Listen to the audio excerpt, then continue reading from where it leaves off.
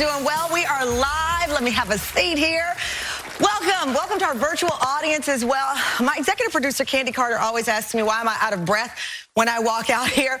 It's because the adrenaline and the joy of starting this day off with all of you. I do have an announcement to make, though, as I catch my breath. No, I am not pregnant. I'm thanking the TAM fam for getting your family members who might not have watched the show in the beginning. You got to watch this show. They're having recommended that y'all go to counseling to try to work on some of these red flags. And we're back with Jenny Thiessen, who says her husband of 12 years drugged her, sexually assaulted her, and recorded it all, even once sexually assaulting her in her sleep while their child was inches away in the same bed. We are back with Jenny with us. I'm telling you, it's mind-blowing. We'll be right back. Welcome back. So my family and friends will tell you there was a show that I was obsessed with this summer. It's called I May Destroy You. The creator of the series, Michaela Cole, used her personal story to confront sexual assault and the unspoken complexities of consent head on, raising the question, what does consent really look like in the year 2020? Thank you both for joining us. Brandon, let me start off with you. You say that you are afraid. Obviously, this is a reaction to some of the things that you thoroughly vet your dates in a public place before taking them home, but you also keep what y'all have. I started keeping my receipts. Go ahead, Brandon. When did you start? Was there a moment that you felt like, okay, I better start documenting everything? That everything's clear. I know, Brandon, this is also very personal for you. You were seeing firsthand, you know, saving someone. How did that impact how you view dating and your dating life?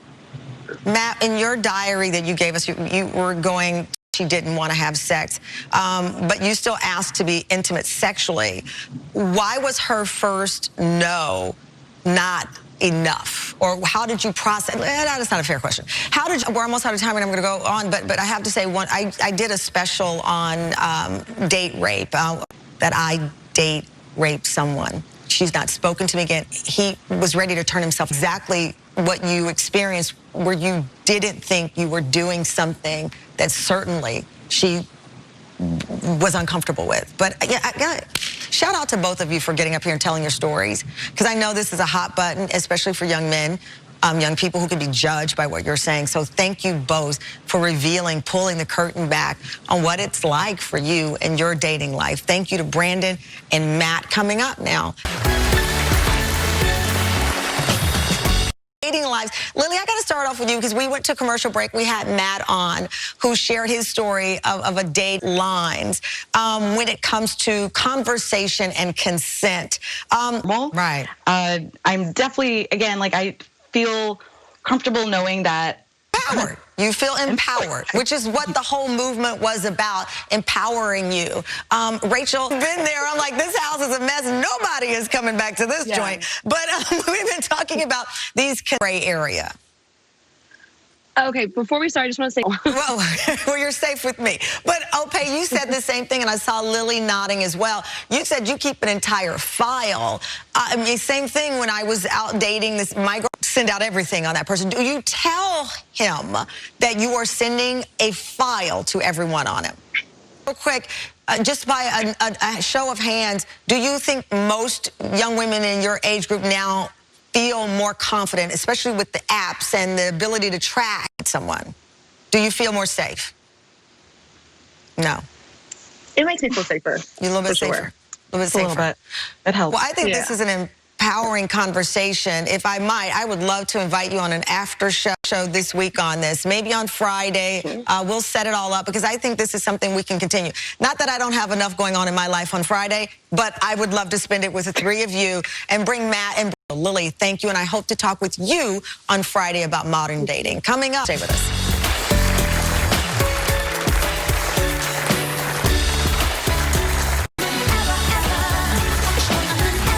Rising country music star Lindsay Ell was nominated for 2 CMA special performance from the Ryman Auditorium in Nashville, Tennessee. Her powerful song, Make You, from her new album, Heart Theory. Here's Lindsay Ell.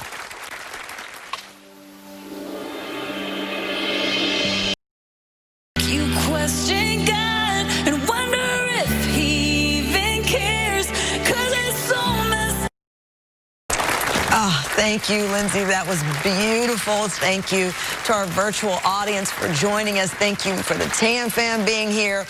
I really want to talk much more about this. You can see I'm a little emotional here, and we're talking about consent with people who are dating and finding their way through. So join us for a very special after show this Friday on our YouTube channel. Go to TamronHallShow.com or any of our social platforms for more information. Thank you, TAM fam. This journey is just beginning, and we'll see you next time.